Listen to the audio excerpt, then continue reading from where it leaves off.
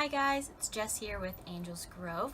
So as promised, today I'm going to be showing you how to fix an old succulent or one that's grown tall. A lot of times if you don't have enough sunlight or artificial light, then your succulents will get really lengthy, and you can tell because the leaves will be really spread out. This one's actually not too bad. The leaves are more spread out than I would like, but he just kind of grew taller, and so I would like to get rid of this stem here. One thing that's really neat about succulents is they will propagate from an old stem. So today I'm going to show you how to do that, and I'm going to also be fixing this rosette so that I can put him in a different planter in a couple days and he'll be happy and grow new roots. So what I have here is just a little pocket knife. Doesn't have to be anything fancy, just something sharp, and then my succulent. And so what I'm going to be trying to do is leaving a couple leaves on. So in my last video I actually took this succulent and propagated some of the leaves by pulling them off, and I'll put a link to that video below if you're interested. But what I probably would have done if I thought about this the other day is leave those leaves and take some from the middle and then make a cutting from that. So I want to leave a couple of these bottom leaves on because the stem will do fine if I water it continually and it has enough light to produce more rosettes off of the stem itself. However, if there's a couple of leaves, if you know anything about photosynthesis, you know that's how it's going to get its energy and its resources. So the chances of it actually producing more on the stem itself are higher if I leave a couple of these leaves on.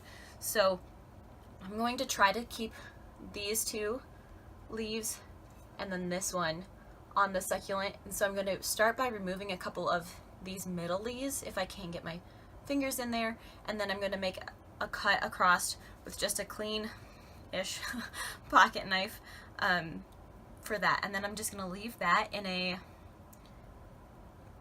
moderate light spot, so a little bit of indirect light. I don't want it to be sunburnt or get too much light while it's just resting and recovering. I'm going to let it callus. So I'll get started with that. I'm going to start by removing this one. I'm going to hold on to the stem. Since I have a lot of stem here, I'm just going to hold on to that to kind of stabilize it and help me a little bit with the process. And these leaves really pull off easily, and so I'm not too worried about that. And then these leaves I'm also going to be using for my propagation because they'll make some more for me. And maybe I'll leave on 4. So here I made a little separation, as you can hopefully see, between these bottom leaves and this top rosette. So one thing I want to make sure that this rosette has when I cut it off is a node.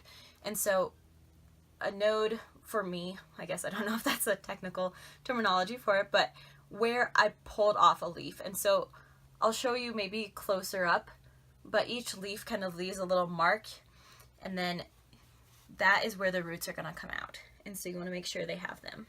So just going as close to the bottom leaves as I can, making sure this top rosette has enough. Be really careful not to cut yourself too. I'm just going to try to work my way around this and cut it off. The cleaner the cut, the better. There we go. Okay. So here is my nice little rosette. Isn't that kind of cute? And then this is what the bottom looks like. And so here, hopefully you'll be able to see that there are some black dots, or they look kind of like little lines, but those are the nodes that I was talking about on the bottom that the leaves are going to come out. And then this is what the bottom half looks like. So I have a couple leaves here that the sun light can nourish, I guess, and then I'll just pull him out a little bit, and you can see those nodes have kind of scarred up from previous leaves that I've pulled off, and so that's what I'm talking about there. And the leaves are going to come out from those. So yeah, so this guy I actually watered a couple days ago, so his soil is fine, but you're just going to want to keep watering him as normal. So under these lights I have a T8 light and a T5 light, about 13,000 lumens each. With these guys under there, I'm going to water them about once a week. If you go once a month, it's fine. They just won't grow as fast. You just want to make sure that the soil is dry in between each waterings. You don't want to get root rot. But yeah, so hopefully this guy will either produce a rosette out the top or off the bottom, off the side. But he's going to try to make some new rosettes, hopefully. And this is a good way to propagate old stems. A lot of times I usually just throw these out as they are sometimes slower, or I don't have leaves left on, and I usually pull them off to propagate.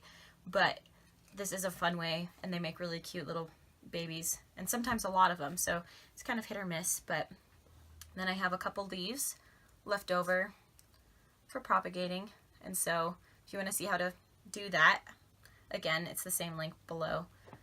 And then, yeah, so this guy, you need to let this part callus over, and so I think you should be able to see that it's really wet still, or it's a fresh cutting. It's really green, and so you don't want to make it susceptible to root rot, and so you're going to want to let him dry for about 3 days. And so in 3 days I'll come back and finish this video once this has calloused over, so that I can plant him up.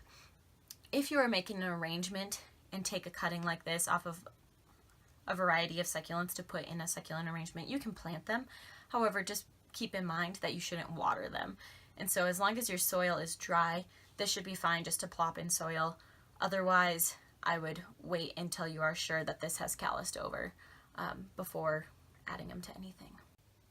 Hi guys, Jess here. So it's actually been 4 days since I made this cutting, and here's the beautiful pearl. It's gorgeous. You can see how it's actually, gotten white, and it's made a callus here on the end. That's really good. It's going to prevent it from getting root rot as it starts to grow in this new soil. So yeah, so I just filled up this little pot here. It's about, I don't know, 4 inches. Is that what you'd consider that? With some Miracle-Gro succulent and cactus soil. And then I just made a little tiny hole. You don't have to. This is sturdy enough to make its own. Honestly, I'll probably just fill that back in. And then I'm just going to push it down like that. And then in a couple days, when I water the rest of my succulents, I'll water this one again. And hopefully he'll start growing roots here in the next couple of days.